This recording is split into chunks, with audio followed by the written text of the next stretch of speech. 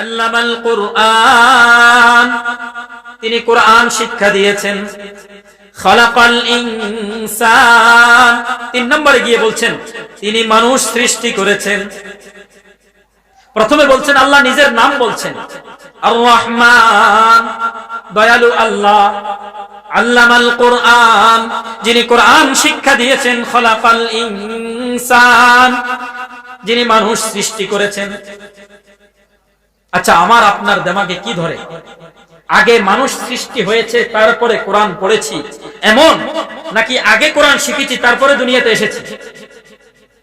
কি বলেন? আগে আমরা দুনিয়াতে আসছি নাকি আগে কোরআন শিখছি তারপরে দুনিয়াতে আসছি? আগে আমরা দুনিয়াতে এসেছি তারপরে কোরআন শিক্ষা করেছি। কিন্তু আল্লাহ বলতে উল্টা বলেছেন। আগে বলেছেন আল্লামাল কুরআন, কোরআন শিক্ষা দিয়েছে, তারপরে গিয়ে বলছেন খালাকাল ইনসান, মানুষ সৃষ্টি করেছে। আগে কোরআন পরে মানুষ সৃষ্টি, এটা রহস্য কি? মুফাসসিরিনে কেরাম এটার অনেক ব্যাখ্যা করেছে। আমি একটা ব্যাখ্যা বলবো শুধু। আল্লাহ পাক রব্বুল আলামিন এই কথাই বুঝাতে চাচ্ছেন, তুমি যদি আমি আল্লাহ তোমাকে মানুষ হিসেবে দুনিয়াতে পাঠিয়েছি, মানুষ হিসেবে তোমাকে সৃষ্টি করেছি, তুমি মানুষ রূপী যদি থাকতে চাও, মানুষ রূপী দুনিয়াতে জীবন যাপন করতে চাও, তাহলে কোরআন শিক্ষা ব্যতীত তুমি মানুষ। কোরআন শরীফ তালাশ করছেন মসজিদের ভিতরে কোথায় আছে, তালাশ করতে করতে দেখলেন আলমারির ভিতরে কোরআন শরীফ আছে। কোরআন শরীফ দেখে সে চমকে গেলেন যে এই আলমারির দিকেই তো আমি পাও মেলে শুয়েছিলাম, নিজের পাও এদিকে বিছিয়ে দিয়ে শুয়েছিলাম, অথচ এই আলমারির মধ্যে কোরআন শরীফ ছিল। না জানি কত বড় বেয়াদবি আমি করে ফেলেছি এই কোরআনের সাথে। কোরআনের দিকে আমি পাও বিছিয়ে শুয়ে আছিলাম, কত ধরনের কত বড় বেয়াদবি করে ফেলছি। এই আফসোস তার দিলের ভিতরে বেশি শক্ত করে লেগেছে। সে কোরআনকে জড়িয়ে ধরে কাঁদতে শুরু করেছে আল্লাহর দরবারে। নিজের তওবা, নিজের পাপের কথা স্মরণ করে আল্লাহর কাছে রব্বুল আলামিন আমাকে এবং আল্লাহর মাঝে সম্পর্ক স্থাপনের জন্য কোরআনকে মাধ্যম বানিয়েছেন। আমি আপনি কোরআনের সংস্পর্শ নিতে পারি নাই। আমার ছেলে সন্তানকে আমি কোরআন শিক্ষা দেব, আমি আপনি আল্লাহর সাথে কোরআনের মাধ্যমে সম্পর্ক গড়ে তুলতে পারিনি। আমার ছেলেকে আমি কোরআন শিক্ষা দিয়ে তার মাধ্যমে আমি আল্লাহর কাছে। আল্লাহ সবাই মিলে একটি জাতি। এভাবে অন্যান্য প্রাণী, গরু, ছাগল, ভেড়া, দুম্বা, জলে স্থলে সব মিলিয়ে লক্ষ কোটি, যার সঠিক সংখ্যা আল্লাহ ব্যতীত দুনিয়ার আর কেউ জানে না। এমন বহু ধরনের সৃষ্টি আল্লাহ পাক রব্বুল আলামিন দুনিয়াতে পাঠিয়েছেন। আল্লাহ পাক রব্বুল আলামিন এই দুনিয়াকে সাজিয়েছেন সব ধরনের প্রাণী দিয়ে। আমি মনে করি আমি একটা জাতি, আমার মতো মানুষ আর নাই না, আমার থেকেও আরো ভালো মানুষ বহুত আছে দুনিয়াতে। আমি মনে করি আমি সবচেয়ে বেশি মেধাবী, সবচেয়ে বেশি বুদ্ধি আমার বেশি না, আমার থেকে অনেক বেশি মেধার অধিকারী আল্লাহ পাক আরো অনেক ধরনের প্রাণী দুনিয়াতে পাঠিয়েছেন। হাজারো লক্ষ কোটি প্রাণী আল্লাহ পাক দুনিয়াতে পাঠিয়েছেন। তবে আল্লাহ রব্বুল আলামিন আমার মতো আপনার মতো মানুষকে 2 পায়ে চলে, শুধু একেবারে শরীর দুর্বল,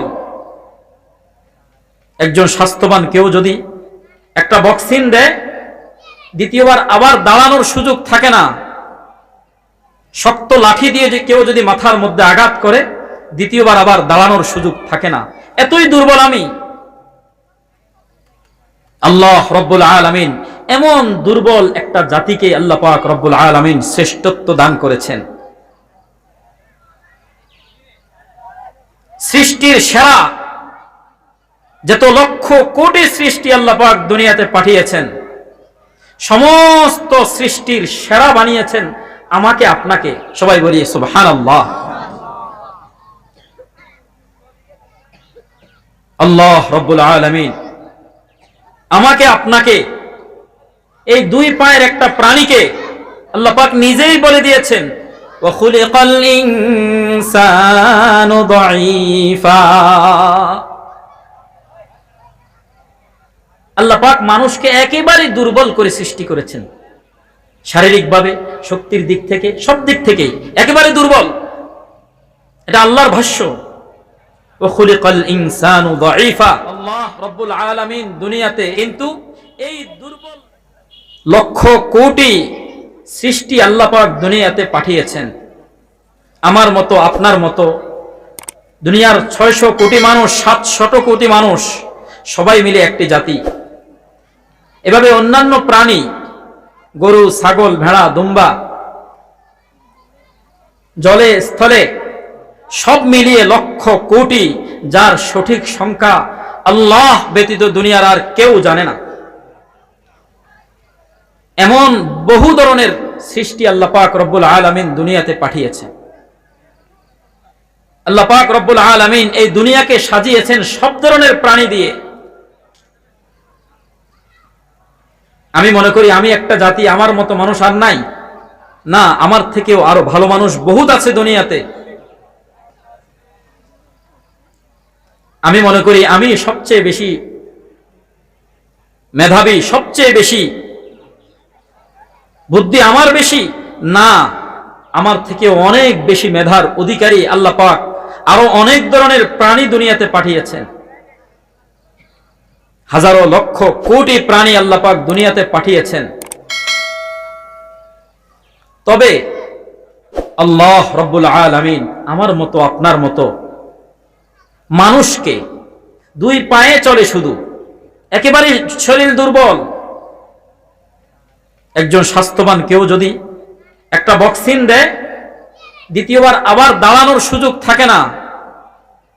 শক্ত লাঠি দিয়ে যে কেউ যদি মাথার মধ্যে আঘাত করে, দ্বিতীয়বার আবার দাঁড়ানোর সুযোগ থাকে না, এতই দুর্বল আমি। আল্লাহ রব্বুল আলামিন এমন দুর্বল একটা জাতিকে আল্লাহ পাক রব্বুল আলামিন শ্রেষ্ঠত্ব দান করেছেন। সৃষ্টির সেরা যত লক্ষ কোটি সৃষ্টি আল্লাহ পাক দুনিয়াতে পাঠিয়েছেন, সমস্ত সৃষ্টির সেরা বানিয়েছেন আমাকে, আপনাকে। সবাই বলি সুবহানাল্লাহ। আল্লাহ রব্বুল আলামিন আমাকে, আপনাকে, এই 2 পায়ের একটা প্রাণীকে আল্লাহ পাক নিজেই বলে দিয়েছেন, ওয়া খুলিকাল ইনসানু দাঈফা। আল্লাহ পাক মানুষকে একেবারে দুর্বল করে সৃষ্টি করেছেন, শারীরিকভাবে, শক্তির দিক থেকে, সব দিক থেকেই একেবারে দুর্বল। এটা আল্লাহর ভাষ্য। ওয়া খুলিকাল ইনসানু দাঈফা। কিন্তু এই দুর্বল জাতিটাকে, দুর্বল প্রাণীটাকে আল্লাহ পাক রব্বুল আলামিন সৃষ্টির সেরা বানিয়েছেন।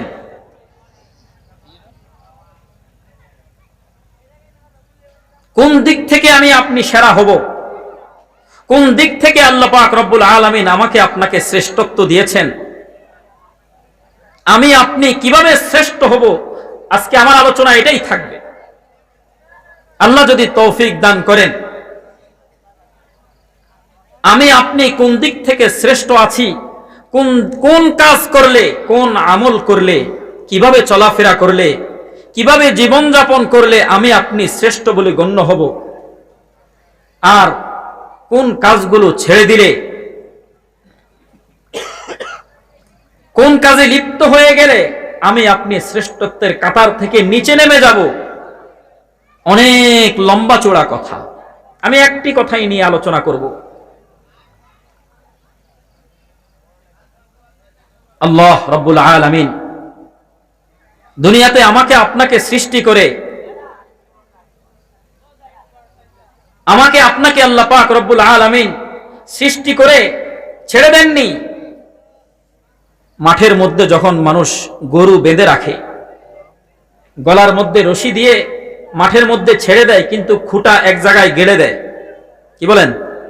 খুঁটা এক জায়গায় গেড়ে দেয়, যাতে সে ঘাস খেতে খেতে লাগামহীন হয়ে আরেকজনের ক্ষেতের মধ্যে ঢুকতে না পারে, কোনো অবৈধ কর্মকাণ্ডে লিপ্ত হতে না পারে, বেপরোয়া যাতে হতে না পারে। সে মনের সুখে ঘাস খেতেই থাকে, খেতেই থাকে। আস্তে আস্তে সামনে এক কদম দেয়, একটু ঘাস খায়, আরেক কদম দেয়, আরেকটু ঘাস খায়। ঘাসের মজা সে পাইতে পাইতে নিজের গলায় যে রশি আছে সে কথা ভুলে যায়, এবং খুঁটি যে তার মনিব এক জায়গায় গেড়ে দিয়েছে সেটাও ভুলে যায়। ফলে কি হয়, ঘাস খাচ্ছে আর সামনে কদম বাড়াচ্ছে, এক পর্যায়ে গলার মধ্যে এত জোরে টান খায় সে সামনে থেকে পিছনের দিকে ফিরে যেতে বাধ্য হয়। আল্লাহ রাব্বুল আলামিন আমাকে আপনাকে দুনিয়াতে সৃষ্টি করেছেন এবং শ্রেষ্ঠত্বের ঘোষণাও দিয়েছেন। বানিয়ে দুনিয়াতে এমনি ছেড়ে দিয়েছেন তা নয়, গলার মধ্যে রশিও আছে, খুঁটা এক জায়গায় গাড়াও আছে। আমি আপনি দুনিয়ার মোহে পড়ে আল্লাহ বিমুখ হয়ে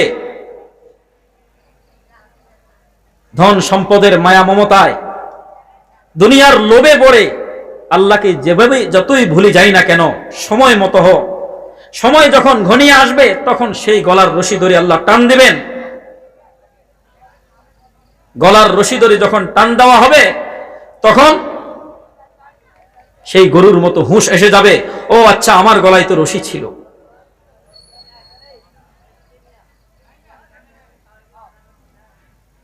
আল্লাহ রাব্বুল আলামিন আমাকে আপনাকে দুনিয়াতে পাঠিয়ে যে সমস্ত দায়িত্ব দিয়েছেন,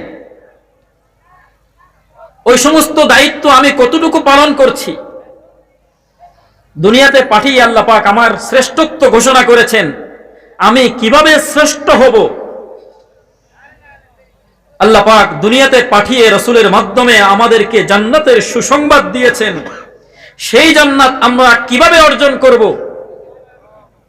এই সমস্ত প্রশ্নের উত্তরের জন্যই এই দারুল উলুম কারিমিয়া বশিকপুর মাদ্রাসার উদ্যোগে এই সমস্ত মাহফিলের আয়োজন করা হয়েছে। এই সমস্ত মাহফিলের আয়োজন এজন্যই আল্লাহ আমাকে কেন সৃষ্টি করেছেন।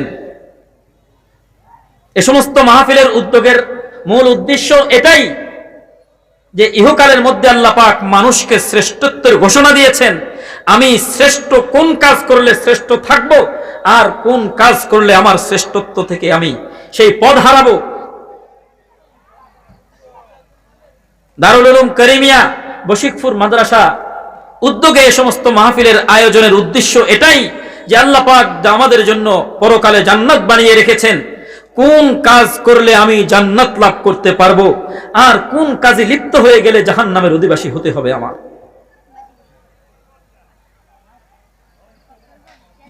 যদি এই মাহফিলের উদ্দেশ্য এটা না হয় তাহলে মাহফিলের উদ্দেশ্য বেকার চলে যাবে। মাহফিলের যারা টাকা খরচ করেছে তাদের টাকাও বরবাদ যাবে, যারা শ্রম দিয়েছে তাদের শ্রমও বরবাদ যাবে। আর যদি মনের উদ্দেশ্য এটাই থাকে যে মাহফিলের উদ্দেশ্য আমার আল্লাহকে রাজি করা, পরকালে জান্নাতের আশা করা, আমি শ্রেষ্ঠ কিভাবে থাকব, শ্রেষ্ঠত্বের মর্যাদা ধরে রাখা, যদি সেটাই হয় তাহলে আলহামদুলিল্লাহ, আল্লাহ পাক রব্বুল আলামিন আমাদের নিয়তের ভিতরে ইখলাস দান করেন। সবাই বলি আমিন। দুনিয়াতে মানুষ জন্ম দেয়, প্রতিটি ঘরের মধ্যে প্রতিটি মা বাবা ছেলে সন্তান জন্ম দেয়। আমি আপনি মনে করেছি ছেলে সন্তান জন্ম দিয়েই আমার দায়িত্ব শেষ। না না না, অনেক দায়িত্ব আছে আমার ছেলে সন্তানের উপরে, আমার অনেক দায়িত্ব আছে। ওই সমস্ত দায়িত্ব আমি পালন করতে হবে, অন্যথায় অফিসের বস যদি আমাকে কোনো কাজ দেয় সেই কাজ আমার করতে হয়। যদি কাজটা না করি তাহলে অফিসের বসের কাছে জবাবদিহিতা আছে, জবাবদিহিতা করতে হবে। বস যদি ঠান্ডা থাকে তাহলে সামান্য জবাব দিলেই ক্ষান্ত হয়ে যাওয়া যাবে, আর যদি বস গরম থাকে বেতনও কেটে ফেলতে পারে, আবার অনেক সময় চাকরিও চলে যাওয়ার সম্ভাবনা থাকে। আল্লাহ পাক রব্বুল আলামিন প্রত্যেক মা বাবাকে দায়িত্ব দিয়েছেন সন্তানের জন্য, সন্তানকে কিভাবে লালন পালন করবে, সন্তানের কি কি দায়িত্ব মা বাবার কাঁধে আছে। আমি সব দায়িত্ব আলোচনা করব না, একটা দায়িত্ব আলোচনা করব, শুধু একটা দায়িত্ব।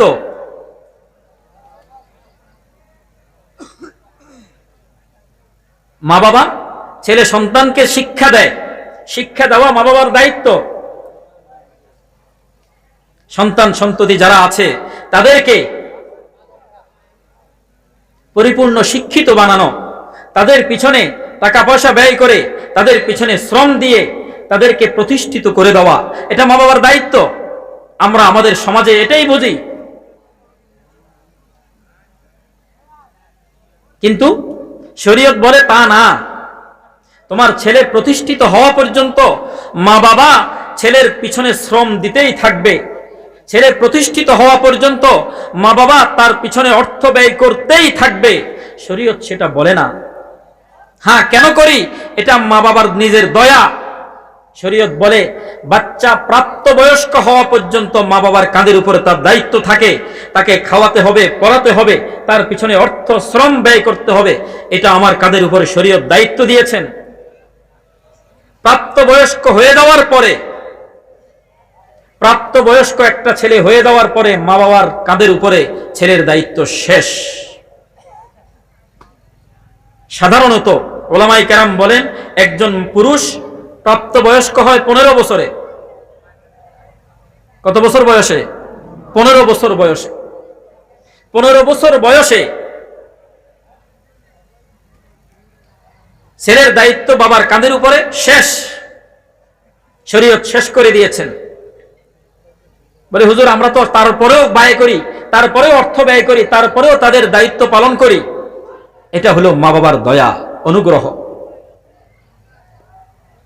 ইসলামিক হুকুমত যদি থাকে, ইসলামিক আদালতের মধ্যে একটা প্রাপ্তবয়স্ক ছেলে যদি মামলা করে বাবার নামে, বাবা আমাকে, আমি নাবালেগ থাকা অবস্থায় বাবা আমার পিছনে শ্রম দিয়েছে, অর্থ দিয়েছে, এখন আমি প্রাপ্তবয়স্ক হয়ে গিয়েছি, বাবা আর আমাকে অর্থও দেয় না, আমার পিছনে কোনো শ্রম ব্যয় করে না, আমার কোনো দায়িত্ব বাবা পালন করে না, ইসলামী হুকুমত থাকলে ইসলামিক বিচার অনুযায়ী বাবার জন্য কোনো বিচার হবে না।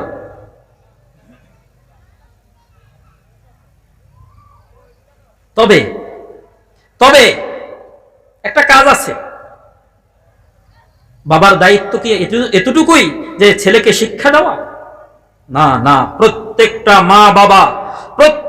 মা বাবার কাঁধের উপরে এই দায়িত্ব এটাও আছে যে ছেলেকে যেভাবে তুমি দুনিয়ার শিক্ষায় শিক্ষিত করেছো, ইহকালীন শান্তিময় জীবন যাপনের জন্য তুমি যেভাবে ছেলের পিছনে শ্রম দিয়েছো, অর্থ ব্যয় করেছো, তাকে প্রতিষ্ঠিত করার চেষ্টা করেছো, এ কথা মা বাবার মাথার ভিতরে ঢুকানো দরকার। প্রত্যেকটি মা বাবার উপরে এটাও দায়িত্ব, সে ইহকালীন শান্তির জন্য বাবা যেভাবে তার পিছনে শ্রম দিয়েছে, পরকালীন শান্তির জন্য বাবা তার পিছনে শ্রম দেওয়া বাবার কাঁধের উপরে দায়িত্ব। ছেলে হালাল হারাম পার্থক্য করতে পারে কিনা, কোনটা হালাল কোনটা হারাম সেটা চিনি কিনা, এটাও বাবা মায়ের কাঁধের উপর দায়িত্ব। ছেলে বৈধ অবৈধ চিনে কিনা, বৈধ পথে চলে কিনা, অবৈধ থেকে বাঁচতে পারে কিনা, সেই শিক্ষাটা দেওয়াটাও বাবার কাঁধের উপর দায়িত্ব। ছেলে দুনিয়াতে এমন কোন কর্মকাণ্ডে লিপ্ত হয়েছে কিনা যার কারণে সে জাহান্নামে যেতে হয়, এ সমস্ত জিনিসও শিক্ষা দেওয়া বাবা মার কাঁধের উপর দায়িত্ব। আমার কথাটা যদি বুঝে আসে তাহলে বলেন যে ছেলেকে জাহান্নামে বাঁচাতে হবে, জাহান্নাম থেকে বাঁচাতে হবে, জাহান্নামে পতিত হয় এমন কর্মকাণ্ড থেকে সে বিরত থাকে কিনা এমন খোঁজ খবর রাখতে হবে। এমন কয়জন মানুষ আছি আমরা? ছেলেকে জাহান্নাম জান্নাত সম্পর্কে শিক্ষা দিয়েছি, হালাল হারাম সম্পর্কে শিক্ষা দিয়েছি, বৈধ অবৈধ সম্পর্কে শিক্ষা দিয়েছি, এমন কয়জন মানুষ আছি আমরা সমাজের মধ্যে?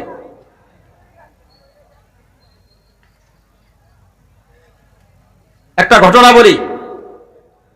হযরত ইউসুফ আলাইহিস সালাতু ওয়াস সালাম, হযরত ইউসুফ আলাইহিস সালাতু ওয়াস সালামের নাম শুনেছেন সবাই আশা করি। অনেক বড় একজন জলিলুল কদর নবী ছিলেন। অনেক লম্বা চূড়া ঘটনা। পবিত্র কোরআনের মধ্যে সূরা ইউসুফ নামে একটা সূরা আছে, স্বতন্ত্র একটা সূরা আছে সূরা ইউসুফ নামে। সূরা ইউসুফের হযরত ইউসুফ আলাইহিস সালাতু ওয়াস সালাম সম্পর্কে আল্লাহ পাক সবিস্তারে আলোচনা করেছেন পবিত্র কোরআনের মধ্যে। আমি যদি সূরা ইউসুফের তাফসীর নিয়ে আলোচনা করি অর্ধরাত শেষ হয়ে যাবে। ইউসুফ আলাইহিস সালাতু ওয়াস সালাম ছোটকালে 7 বছর বয়সে ভাইদের প্রতারণার শিকার হয়ে বাবা থেকে বিচ্ছিন্ন হয়ে গিয়েছিলেন। বাবা ছেলের বিরহে ছেলেকে হারিয়ে বাবা কাঁদতে কাঁদতে কাঁদতে কাঁদতে চোখ অন্ধ হয়ে গিয়েছিল।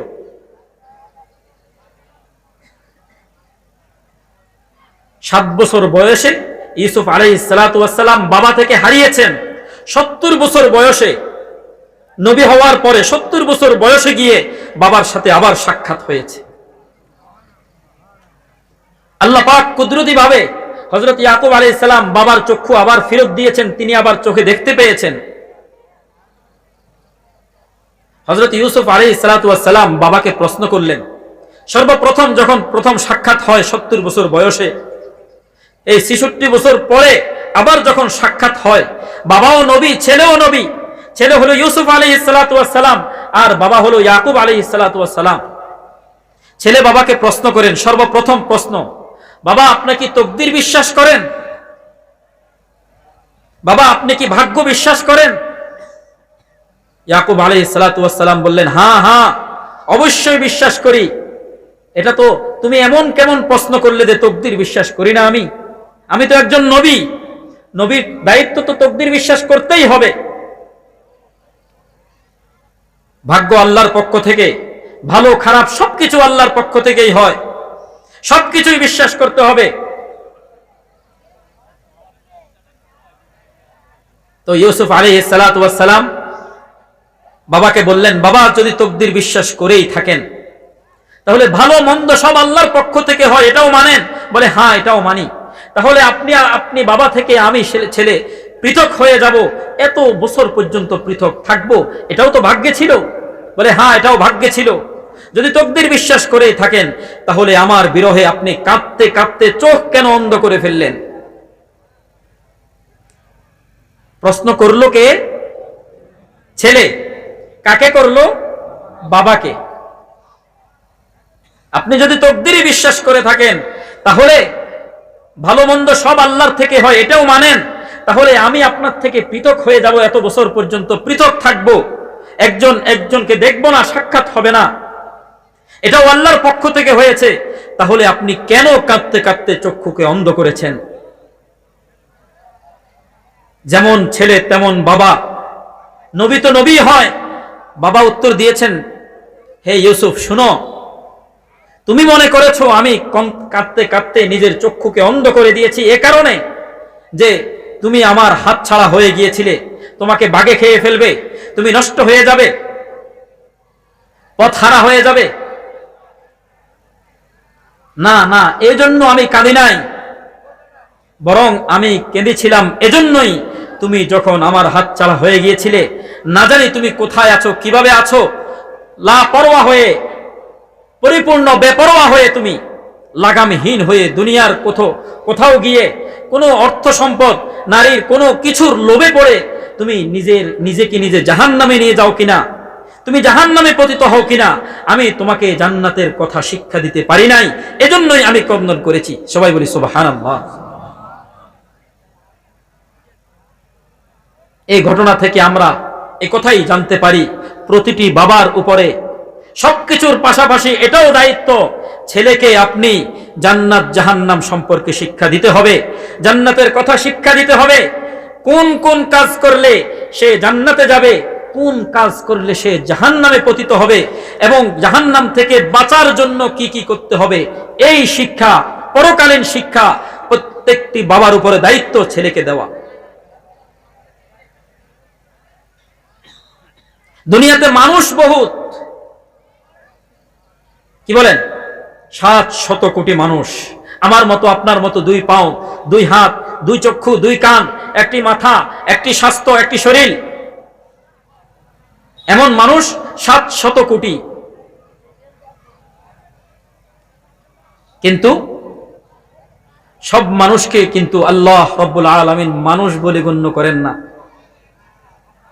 লাহুম কুলুবুন লা ইয়াফকাহুনা বিহা, এমন কিছু মানুষ সমাজের মধ্যে মানুষ রূপী কিছু জীব আছে, লাহুম কুলুবুন লা ইয়াফকাহুনা বিহা, যাদের অন্তর আছে কিন্তু তারা কখনো মুনিবকে নিয়ে চিন্তা করে না। ওয়ালাহুম আযানুন লা ইয়াসমাউনা বিহা, যাদের কর্ণ আছে কিন্তু মুনিবের কথা, মালিকের কথা, মাওলার কথা কখনো কানে শুনে না। ওয়ালাহুম আ'য়ুনুন লা ইউবসিরুনা বিহা, চক্ষু আছে কিন্তু মুনিবের কালাম সে দেখে দেখে পড়ে না। কি বলেন? এমন সমাজ আমাদের সমাজের, এমন মানুষ আমাদের সমাজে একজনও নাই। কি বলেন? এমন মানুষ আমাদের সমাজে একজনও নাই নাকি ভরপুর? ভরপুর মানুষ রূপী ঠিক আছে, কিন্তু মালিককে চিন্তা করে না, মালিকের কথা অন্তরে কখনো চিন্তা করে না। এমন মানুষও আমাদের সমাজে অনেক আছে যে পশ্চিম দিকে জিন্দিগিতে আছাড়ও খায়নি, নামাজ পড়া তো দূরের কথা, কোনোদিন মসজিদের বারান্দা দিয়েও হাঁটেনি। নিজে মুসলিম, আমি মুসলিম, নাম মুসলমানের, বাবার পিতার নামও মুসলমানের, মুসলিম পরিবারে জন্মগ্রহণ করেছে, নিজেকে মুসলিম বলে পরিচয় দিই, কিন্তু লাহুম কুলুবুন লা ইয়াফকাহুনা বিহা, মাওলাকে চিনে নাই। ওয়ালাহুম আযানুন লা ইয়াসমাউনা বিহা, কান আছে কিন্তু ওয়াজ নসিহত শুনে নাই, কোরআন তেলাওয়াত শুনে নাই, সে গান বাদ্য শুনেছে, ইয়ারফোন কানে দিয়ে গান বাদ্য শোনায় লিপ্ত হয়েছে। যখন ওয়াজ মাহফিলের জন্য কোরআন তেলাওয়াত করা হয় আস্তে করে উঠে চলে যায়। ওয়াজ মাহফিল কোথাও হলে সেখানে মার্কেট বসছে কিনা, দোকানপাট বসছে কিনা সেটার খবর নেয়, গিয়ে দোকানের মধ্যে আড্ডায় লিপ্ত হয়ে যায়, মাহফিলে আসে না, ওয়াজ নসিহত শুনে না। কিন্তু এখান থেকে গিয়ে দেখবেন মোবাইল নিয়ে ইয়ারফোন কানে দিয়ে সারা রাত কাটিয়ে দিয়েছে। ওয়ালাহুম আযানুন লা ইয়াসমাউনা বিহা, কর্ণ আছে কিন্তু মাওলার কথা শুনে না। তারা কেমন? তারা মানুষ। আল্লাহ বলেন, হে দুনিয়ার মানুষ, তোমাদের দৃষ্টিতে সে যদি মানুষ হয়, কিন্তু আমি আল্লাহর দৃষ্টিতে সে মানুষ নয়। উলাইকা কাল আনআম, সে তো চতুষ্পদ জন্তুর মতো দুনিয়াতে জীবন যাপন করে। তো চতুষ্পদ জন্তু 4 পায়ে হাঁটে আর সে 2 পায়ে হাঁটে, এতটুকু ব্যবধান। চতুষ্পদ জন্তু 4 পায়ে হাঁটে আর সেই মানুষটা, মানুষরূপী সেই জীবটা 2 পায়ে হাঁটে, এতটুকুই ব্যবধান। গরুও, ছাগল, তার উপর সে, তারও কোনো নামাজের ফিকির নাই, আল্লাহ খোদার কোনো ফিকির নাই, কোরআন তেলাওয়াতের কোনো ফিকির নাই, জান্নাত জাহান্নামের কোনো ফিকির নাই। সে 4 পায়ে হাঁটে আর আমি মানুষ হলাম 2 পায়ে হাঁটি, আমার কাছেও গরুর মতো, ছাগলের মতো, ভেড়ার মতো, দুম্বার মতো, কুকুর আর শুকুরের মতো আমার কাছেও নামাজের ফিকির নাই, আল্লাহ খোদার কোনো ফিকির নাই, ধর্মকর্মের কোনো ফিকির নাই। এটা আমার ভাষা নয়, আল্লাহ বলছেন উলাইকা কাল আনআম, সে তো চতুষ্পদ জন্তুর মতো। বালহুম আদাল, আল্লাহ আরো এক ধাপ এগিয়ে বলছেন, বরং তার থেকেও আরো নিকৃষ্ট। সবাই বলি নাউজুবিল্লাহ।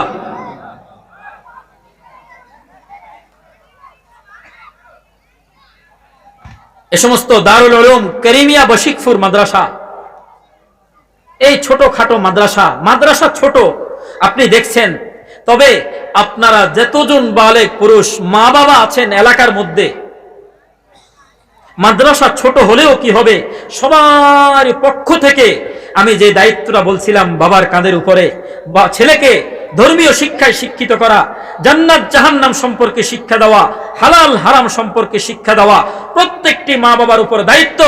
সেই সবার পক্ষ থেকে দায়িত্ব পালন করার জন্য এই প্রতিষ্ঠিত হয়েছে এই দারুল উলুম কারিমিয়া মাদ্রাসা।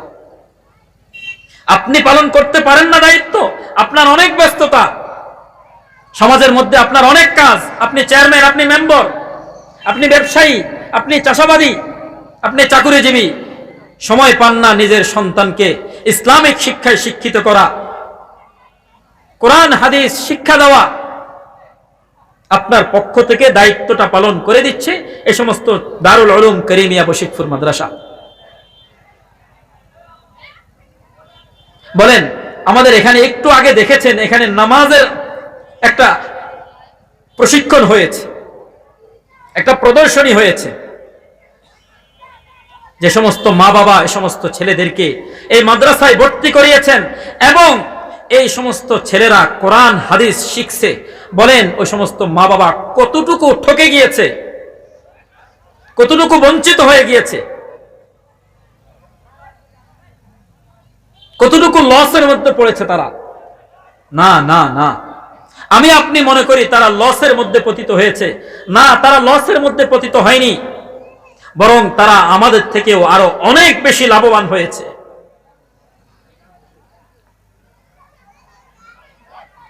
আল্লাহ রাব্বুল আলামিন আমাকে আপনাকে যে দায়িত্বটা দিয়েছেন নিজের সন্তানকে কোরআন শিক্ষা দেওয়া, ইসলামিক শিক্ষায় শিক্ষিত করা, এটা আল্লাহ আমার উপরে দায়িত্ব দিয়েছেন, নিজের সন্তানকে দিতে হবে।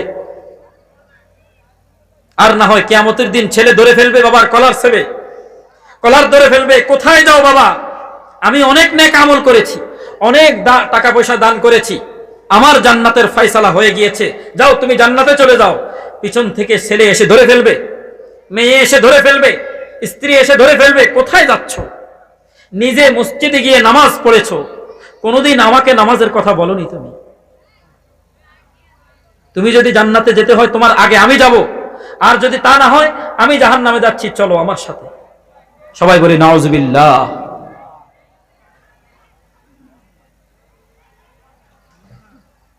তো বলছিলাম, এ সমস্ত ছেলে সন্তানকে, নিজের ছেলে মেয়েকে কোরআন শিক্ষা দেওয়া, জাহান্নাম থেকে বাঁচানো প্রত্যেক মা বাবার উপর দায়িত্ব। একটু মনে মনে চিন্তা করে দেখি, কয়জন নিজের ছেলেকে জাহান্নাম থেকে বাঁচানোর ফিকির করছি?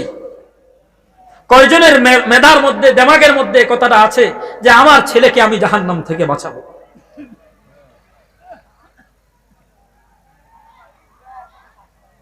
আল্লাহ রাব্বুল আলামিন আমাদের সবাইকে জাহান্নাম থেকে বাঁচার তৌফিক দান করেন। সবাই বলি আমিন। আল্লাহ রাব্বুল আলামিন পবিত্র কোরআনে ঘোষণা করেছেন, আর রহমান আল্লামাল কুরআন খালাকাল ইনসান। দুনিয়াতে কোরআন শিক্ষা করে না, কোরআনের সংস্পর্শে থাকে না, কোরআনিক শিক্ষা, আসমানি শিক্ষা, ইসলামিক শিক্ষা তার কাছে নাই। এমনি বহুত বড় বুদ্ধিজীবী, অনেক বড় বিজ্ঞানী, অনেক বড় ডক্টরেট করে এসেছে, অনেক বড় শিক্ষিত, অনেক বড় বিজ্ঞানী, যুগ উপযোগী অনেক কিছু সে আবিষ্কার করে ফেলছে, একেবারে চাঁদ পর্যন্ত চলে গিয়েছে, কিন্তু তার মাথার মধ্যে কোরআন নাই। তার মাথা আমি মনে করি অনেক বেশি ডিজিটাল, তার দেমাগ বিদায় সে প্লেন বিমান আবিষ্কার করে চাঁদ পর্যন্ত চলে গিয়েছে। আরে ভাই, কোরআন তো এমন জিনিস, কোরআন এমন জিনিস, সেই কোরআন তো আমাকে জান্নাত পর্যন্ত পৌঁছায় দিবে। সুবহানাল্লাহ। যার দেমাগের ভিতরে কোরআন নাই, যত বুদ্ধি থাক না কেন, যত শিক্ষাই থাক না কেন, তার মাথার মধ্যে মগজ না, এগুলা ডিজিটাল গোবর, ডিজিটাল গোবর। কারণ যেই দেমাগে মাওলাকে চিনতে পারলাম না, মুনিবকে চিনতে পারলাম না, একটা কুকুর পর্যন্ত নিজের মুনিবকে ভালো করে চিনে, ঘরের সামনে শুয়ে থাকে, একজন অপরিচিত মানুষের ছায়া দেখলেই সেই চিৎকার করতে শুরু করে, ঘেউ ঘেউ করে। কিন্তু নিজের মুনিব তার সামনে দিয়ে হাঁটাচলা করে, যাওয়ার সময় এক লাথি দেয়, আসার সময় আরেক লাথি দেয়, কিন্তু কিছুই বলে না, চুপচাপ শুয়ে থাকে। একটা কুকুর পর্যন্ত নিজের মুনিবকে চিনে, কিন্তু আফসোস আমি আপনি নিজের মুনিবকে চিনলাম না।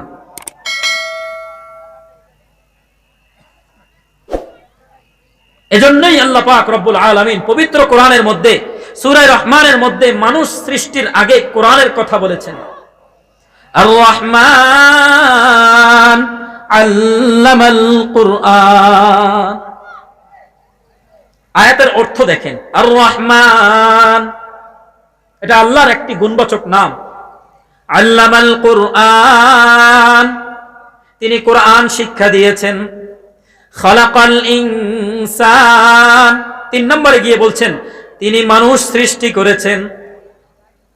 প্রথমে বলছেন আল্লাহ নিজের নাম বলছেন, আর রহমান দয়ালু আল্লাহ। আল্লামাল কুরআন, যিনি কোরআন শিক্ষা দিয়েছেন। খালাকাল ইনসান, যিনি মানুষ সৃষ্টি করেছেন। আচ্ছা, আমার আপনার দিমাগে কি ধরে?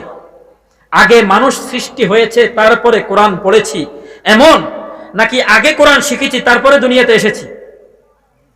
কি বলেন? আগে আমরা দুনিয়াতে আসছি নাকি আগে কোরআন শিখছি তারপরে দুনিয়াতে আসছি? আগে আমরা দুনিয়াতে এসেছি তারপরে কোরআন শিক্ষা করেছি। কিন্তু আল্লাহ বলতে উল্টা বলেছেন। আগে বলেছেন আল্লামাল কুরআন, কোরআন শিক্ষা দিয়েছেন। তারপরে গিয়ে বলছেন খালাকাল ইনসান, মানুষ সৃষ্টি করেছে। আগে কোরআন পরে মানুষ সৃষ্টি, এটা রহস্য কি? মুফাসসিরিনে কেরাম এটার অনেক ব্যাখ্যা করেছেন। আমি একটা ব্যাখ্যা বলবো শুধু। আল্লাহ পাক রব্বুল আলামিন এই কথাই বুঝাতে চাচ্ছেন, তুমি যদি আমি আল্লাহ তোমাকে মানুষ হিসেবে দুনিয়াতে পাঠিয়েছি, মানুষ হিসেবে তোমাকে সৃষ্টি করেছি, তুমি মানুষ রূপী যদি থাকতে চাও, মানুষ রূপী দুনিয়াতে জীবন যাপন করতে চাও, তাহলে কোরআন শিক্ষা ব্যতীত তুমি মানুষ হতে পারবে না। সুবহানাল্লাহ। কোরআন শিক্ষা ব্যতীত বাস্তব মানুষ তুমি হতে পারবে না। হ্যাঁ, দুনিয়ার মানুষের কাছে তুমি বহু ধরনের মানুষ হতে পারবা, অনেক বড় জ্ঞানী বুদ্ধিজীবী হতে পারবে। আমি আল্লাহর কাছে তুমি মানুষ হতে পারবে না, তুমি চতুষ্পর জন্তুর মতো থাকবে। আরেকটা উত্তর দেওয়া যায়, আল্লাহ পাক রব্বুল আলামিন এখানে কেন আগে কোরআনের কথা বলেছেন, পরে কেন আল্লাহ পাক রব্বুল আলামিন মানুষ সৃষ্টির কথা বলেছেন? আমি যদি আয়াতগুলো উপর থেকে সাজাই, আগে আর রহমান, 2 নম্বরে আল্লামাল কুরআন, কোরআনের কথা, 3 নম্বরে সর্বশেষ খালাকাল ইনসান। উপরে আল্লাহ নিজের নাম ব্যবহার করেছেন, নিচে আল্লাহ পাক রব্বুল আলামিন মানুষের কথা বলেছেন, মধ্যখানে আল্লাহ পাক রব্বুল আলামিন কোরআনের কথা বলেছেন। আল্লাহ পাক রব্বুল আলামিন এই কথাই বুঝাতে চাচ্ছেন, বান্দা তুমি যদি দুনিয়াতে মানুষ হিসেবে জীবন যাপন করতে চাও, আমি আল্লাহর সাথে সম্পর্ক করে জীবন যাপন করতে চাও, বান্দা তুমি যদি ইহকালে থেকে থেকে পরকালকে খুশি করে পরকালের জন্য তুমি নিজের সামান গুছাতে চাও, তাহলে এই কোরআন ব্যতীত, এই মধ্যস্থতা হিসেবে কোরআন ব্যতীত আমি আল্লাহর সাথে কোনো সম্পর্ক করতে পারবে না। মধ্যস্থতা কোরআন লাগবে, আল্লাহ এবং বান্দার মাঝে মধ্যস্থতা কোরআন লাগবে। কোরআন ব্যতীত সারা দুনিয়ার সমস্ত কিছু অর্জন করলেও আল্লাহর সাথে সম্পর্ক করা যাবে না। আল্লাহ থেকে মানুষ হিসাবে স্বীকৃতি নেওয়া যাবে না, পরকালীন কোনো ধরনের সুখ শান্তি পাওয়া যাবে না। কোরআনের সাথে লাগার কারণে দাম বেড়ে গিয়েছে এমন কয়েকটা ঘটনা বলি। অটোমান সাম্রাজ্য, তুর্কি খেলাফতের, ওসমানী খেলাফত সম্পর্কে যারা ইসলামিক ইতিহাস স্টাডি করেছেন তারা বলতে পারবেন, এই কিছু গত 100 বছরও হবে না মনে হয়, ওসমানী খেলাফত শেষ হয়েছে মিশরের মধ্যে, প্রায় অর্ধ পৃথিবীর মতো, আর একটু কম হবে, ওসমানী খেলাফত শাসন করেছেন, ইসলামিক হুকুমত করেছেন। এই ওসমানী খেলাফতের মূল নায়ক যিনি, ওসমান ইবনে আরতুগুল, ওসমান ইবনে আরতুগুল রহমতুল্লাহি আলাই, মূল নায়ক, যার নামের উপরে ওসমানী খেলাফত শুরু হয়েছে, যিনি ওসমানী খেলাফতের প্রতিষ্ঠাতা ওসমান ইবনে আরতুগুল, শত শত বছর পর্যন্ত ইসলামিক খেলাফত যার কারণে টিকে ছিল, আল্লাহ পাক রব্বুল আলামিন তাকে দিয়ে কিভাবে কাজ নিয়েছেন দেখেন। তিনি বাবার ঘরের সন্তান ছিলেন, তবে একটু ভালো মানুষ ছিলেন, একটু ভদ্র ছেলে ছিলেন, একটু মেহমান প্রিয় ছিলেন। নিজের বাবার টাকা পয়সা আছে কিছু, রাস্তাঘাটে হাঁটতেন, যখন মানুষ দেখতেন ডেকে নিয়ে আসে ঘরের ভিতরে নাস্তা খাওয়াতেন, মেহমানদারি করতেন। তার কাছে এটাই সবচেয়ে বেশি প্রিয় ছিল, একজন মানুষকে দেখলেই ঘরের ভিতরে নিয়ে এসে তাকে মেহমানদারি করানো, আপ্যায়ন করানো। একদিন, 2 দিন, সবসময় এভাবেই করতেন। এলাকার মানুষ বললেন, বাবা তুমি এমন কাজ করিও না, কারণ তুমি সবসময় অপরিচিত মানুষ আমাদের বাড়ির ভিতরে নিয়ে আসো, এর কারণে আমাদের বাড়ির মধ্যে অনেক মহিলারাও থাকে পর্দানশীন, অপরিচিত মানুষ আসার কারণে তাদের সমস্যা হয়, তুমি তাদেরকে আনিও না। কিন্তু যার যেই মেজাজ, তার মেজাজের ভিতরে এটাই ঢুকছে যে আমি মেহমানদারি করাতেই হবে। সে প্রতিদিনের ন্যায় আজকেও মেহমান নিয়ে এসে চলে আসলেন। এলাকার মানুষ পরামর্শ করলেন যে তাকে কি করা যায়, বলে তাকে পিটিয়ে বাহির করে দেবো এলাকা থেকে।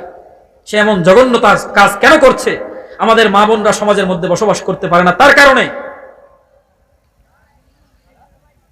ঠিক আছে, সে আজকেও মেহমান নিয়ে চলে আসলেন। আসার কারণে এলাকার মানুষ তাকে ধরে মারধর করলেন, তাকে এলাকা থেকে বহিষ্কার করে দিলেন। বেচারা কোথাও যেতে পারেনি, গিয়ে নিজের শেখের দরবারে, নিজের পীর সাহেবের কাছে গেলেন, হযরত আমার তো এই দশা। বলে তুমি এখানে থাকো। পীর সাহেব বললেন তুমি আমার কাছে থাকো। রাত্রেবেলা সারাদিনের ক্লান্তি, এদিক সেদিক দৌড়াদৌড়ি করলেন, কোথাও যে কোন ধরনের আশ্রয় পেলেন না তিনি। শেষ পর্যন্ত শেখের দরবারে গিয়ে তিনি রাত্রেবেলা বিশ্রাম করলেন। একদিকে এভাবে শুয়ে গিয়েছেন, পাও মেলে দিয়েছেন, সামনে একটা আলমারি ছিল, আলমারির দিকে পাও মেলে বস ঘুমিয়ে পড়লেন। কিন্তু ঘুম আসছে না টেনশনের কারণে। কোথায় যাব, কি করব, আমার বাবা, আমার পরিবার, আমার এলাকার মানুষ আমাকে ঘর থেকে বাহির করে দিয়েছে, আমি কোথায় যাব? এই টেনশনে যেহেতু ঘুম আসছে না, তিনি উঠে চিন্তা করলেন একটু কোরআন শরীফ তেলাওয়াত করি। তো রাত্রেবেলা উঠে কোরআন শরীফ তালাশ করছেন মসজিদের ভিতরে কোথায় আছে। তালাশ করতে করতে দেখলেন আলমারির ভিতরে কোরআন শরীফ আছে। কোরআন শরীফ দেখে সে চমকে গেলেন যে এই আলমারির দিকেই তো আমি পাও মেলে শুয়েছিলাম, নিজের পাও এদিকে বিছিয়ে দিয়ে শুয়েছিলাম, অথচ এই আলমারির মধ্যে কোরআন শরীফ ছিল। না জানি কত বড় বেয়াদবি আমি করে ফেলেছি এই কোরআনের সাথে। কোরআনের দিকে আমি পাও বিছিয়ে শুয়ে আছিলাম, কত বড় বেয়াদবি করে ফেলছি। এই আফসোস তার দিলের ভিতরে বেশি শক্ত করে লেগেছে। সে কোরআনকে জড়িয়ে ধরে কাঁদতে শুরু করেছে আল্লাহর দরবারে, নিজের তওবা, নিজের পাপের কথা স্মরণ করে আল্লাহর কাছে তওবা করতে শুরু করেছে। বলেন, কোরআনের দিকে পাও বিছিয়ে দেওয়া আমরা তো কবিরা গুনাহ মনে করি না, সগীরা গুনাহ মনে করি না। আমলটা কিন্তু দেখিতে একবারেই ছোট। যখন সে কাঁদতে শুরু করেছে, আল্লাহ রব্বুল আলামিন তার শায়েখ, তার পীর সাহেবের কাছে ইলহাম দিয়েছেন, খবর পাঠিয়েছেন, তাকে এখন তোমার দরবার থেকে বাহির করে দাও, কারণ তোমার দরবারে থাকলে সে বড় হতে পারবে না, কারণ সে যে ছোট্ট আমলটা করেছে, আমলটা ছোট। কোরআনের দিকে তার অনিচ্ছাকৃতভাবে পাও মেলে গিয়েছে, এর জন্য সে যেভাবে কান্নাকাটি তওবা করেছে, আল্লাহ এই তওবাটা এমন ভাবে কবুল করেছে, এর কারণে আল্লাহ তার থেকে অনেক বড় একটা খেদমত নিবে। এর জন্য সে যদি তোমার দরবারে বসে থাকে, তার থেকে এই খেদমত নেওয়া হবে না, তাড়াতাড়ি এখন বাইর করে দাও। পীর সাহেব ঘুম থেকে উঠে তাড়াতাড়ি করে তার কাছে এসে দেখলেন সে বসে বসে কাঁদছে। বলে, হে বাবা তুমি কি করছো? বলে, হুজুর আমি তো ভুল করে ফেলেছি, কোরআনের দিকে পাও বিছিয়ে আমি ঘুমিয়েছিলাম, বলতে পারি না, আমার ভুল হয়ে গিয়েছে, আল্লাহর কাছে আমি ক্ষমা চাচ্ছি। বলে, রাখো তোমার তওবা, তুমি এখন বাহির হও আমার দরবার থেকে। বাহির করে দিলেন, বাহির করে দিলেন, নিজের পরিবারও বাহির করে দিলেন, নিজের পাড়া প্রতিবেশীও বাহির করে দিলেন। শেষ পর্যন্ত নিজের শায়েখের কাছে, পীর সাহেবের কাছে এসে আশ্রয় নিলেন, পীর সাহেবও বাহির করে দিলেন। আল্লাহ রব্বুল আলামিন কিভাবে কাজ নেয়। সে হাঁটে হেঁটে যাওয়ার সময় কিছু যুবক তাকে ধরলেন, একটা শহর পার হয়ে যাওয়ার সময় যুবক ধরলেন, বলে, হুজুর আপনি আমাদের আমির সাহেব, আপনি আমাদের আমির সাহেব। বলে, কিসের আমির সাহেব? কোন কাজের আমির সাহেব? আমার তো কোনো পরিচয় নাই, আমি তো একজন অপরিচিত মানুষ। বলে, না হুজুর এত কথা বুঝি না। কেন, কি হয়েছে আমাদেরকে বলো, আমাকে খুলে বলো। তখন যুবকরা বলল, আমরা 8-10 জন যুবক এলাকা থেকে বাহির হয়ে চলে এসেছি। আমরা একথার উপর দৃঢ় হয়ে গিয়েছি, পরিপূর্ণ সংকল্প করে নিয়েছি অন্তরে যে আমরা ইসলামের উপর চলবো, আমরা পরিপূর্ণ কোরআন হাদিস মতে চলবো। তবে আমাদেরকে রাহাবারি কে করবে, রাস্তা দেখাবে কে, সঠিকভাবে আমাদেরকে উপদেশ নসিহত কে দিবে আমাদেরকে, এর জন্য কোনো রাহাবার আমরা খুঁজে পাচ্ছি না, পথ প্রদর্শক খুঁজে পাচ্ছি না। আমরা নিয়ত করলাম যে আপনাকে আমরা আমিরসাহেব বানাবো, আপনি আমাদের আমিরসাহেব হবেন, আপনার নেতৃত্বেই আমরা এখানের মধ্যে আজ ইসলামিক ভাবে জীবন যাপন করব। আচ্ছা ঠিক আছে, চলো। চলতে শুরু করলেন, আমির সাহেবের ওয়ার্ডার আমির সাহেবের সঙ্গে চলতে শুরু করলেন। সামনের মধ্যে কোনো গ্রাম পড়লে সেখানে তারা অবস্থান করে মানুষকে ওয়াজ নসিহত করেন, আবার সেখান থেকে চলতে শুরু করেন। এবং প্রত্যেক গ্রামের মধ্যে যখন কিছু নসিহত করেন, 2-1 যুবক তার সাথে তৈরি হয়ে যায়, আমরাও আপনার সঙ্গে যাব। পরের গ্রামে গিয়ে কিছু নসিহত করেন, আবার কিছু যুবক তৈরি হয়ে যায়, তারপরের গ্রামে গিয়ে আবার নসিহত করেন, আবার কিছু যুবক তৈরি হয়ে যায়। এভাবে হতে হতে হতে 1000-এর মতো শূন্য তার পিছনে জমে গেল, 1000 যুবক তার পিছনে জমে গেল। তখন থেকে শুরু হয় তার পথ চলা। পাশে একটা খ্রিস্টান রাজ্য ছিল, তো আমির সাহেব অর্ডার দিলেন, দেখো আমরা মুসলমান, পাশের খ্রিস্টান রাজ্যের মধ্যে খ্রিস্টান রাজা নিরীহ মুসলমানদের উপর বেশি জুলুম অত্যাচার করে, চলো আমরা 1000 যুবক আছি, 1000 আল্লাহর সৈনিক আছি মুজাহিদ, আগে সর্বপ্রথম খ্রিস্টানদের উপর হামলা করব এবং মুসলমানদেরকে মুক্তি করে দেব। তো আল্লাহ রব্বুল আলামিন সেই খ্রিস্টান রাজার অন্তরের ভিতরে ভয় ঢুকিয়ে দিয়েছেন। সে বলেন, এই সমস্ত যুবকের সাথে আল্লাহর সৈনিকের সাথে তো আমার পারা সম্ভব না। প্রস্তাব পাঠালেন, শোনো, সমঝোতার মধ্যে আসো, তোমরা যদি আমাদের সমঝোতা মেনে নাও তাহলে আমার মেয়ে আছে, আমার মেয়ে তোমাকে বিবাহ দেব। ওই রাজার একটাই মেয়ে ছিল, কোনো ছেলে সন্তান ছিল না। শেষ পর্যন্ত চুক্তিতে মেনে ওই যুবকের কাছে, ওই ওসমান ইবনে আরতুগুল, তার কাছে সেই খ্রিস্টান রাজা তার মেয়েকে বিবাহ দিলেন। কিছুদিন পরে রাজা মৃত্যুবরণ করলেন। এলাকার মানুষ, সে যেহেতু রাজতন্ত্র, বাবা মরে গেলে ছেলে হয়, ছেলে মরে গেলে নাতি হয়। এখন তার পরিবারের মধ্যে মেয়ে ছাড়া আর কেউ ছিল না। এখন যেহেতু তার পরিবারের কেউ নাই, এখন রাজা বানাতে হবে কাকে? বলে তার একটা মেয়ের জামাই আছে, তাকে বসাইয়ে দাও, তাকে বসাইয়ে দাও। তাকে সর্বপ্রথম রাজত্বের মধ্যে তাকে বসিয়ে দেওয়া হলো সিংহাসনের মধ্যে। সে রাজা হয়ে গেল। ছিল এলাকা থেকে বিতাড়িত, শাইখের দরবার থেকে বিতাড়িত, আল্লাহ তাকে রাজ দরবারের সিংহাসনে বসিয়ে দিয়েছেন, বাদশাহ হিসাবে কবুল করেছেন।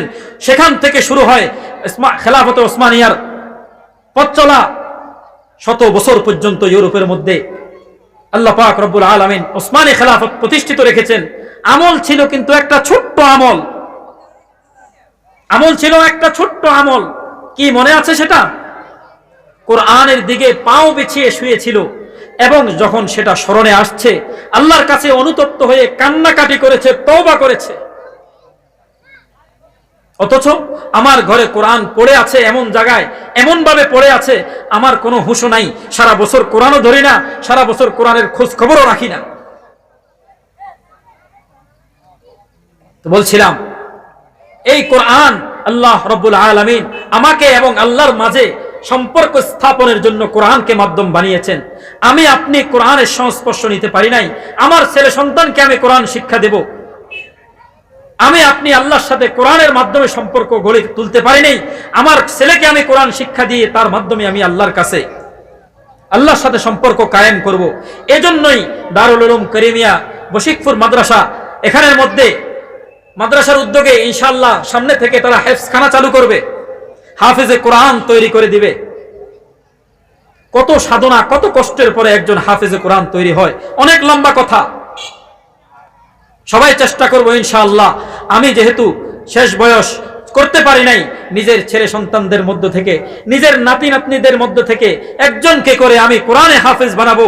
আগামী বছর যখন এই মাদ্রাসার মধ্যে তাহফিজুল কোরআন হেফজ বিভাগ খোলা হবে, আমার ছেলেকে, আমার নাতিকে আমি এই মাদ্রাসার হেফজখানায় ভর্তি করে দেব।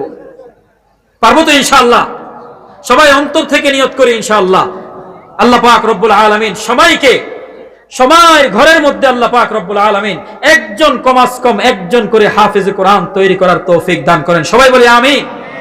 আল্লাহ পাক রব্বুল আলামিন যেন আমাদেরকে কিয়ামতের দিন হাফেজের বাবা হিসেবে ওঠার তৌফিক দান করেন। সবাই বলি আমিন। আল্লাহ যেন কিয়ামতের দিন আমাদেরকে হাফেজের দাদা হিসেবে, হাফেজের নানা হিসেবে, হাফেজের চাচা হিসেবে কিয়ামতের দিন ওঠার তৌফিক দান করেন। সবাই বলি আমিন। ওয়া আখিরু দাওয়ানা আনিল হামদুলিল্লাহি রাব্বিল আলামিন।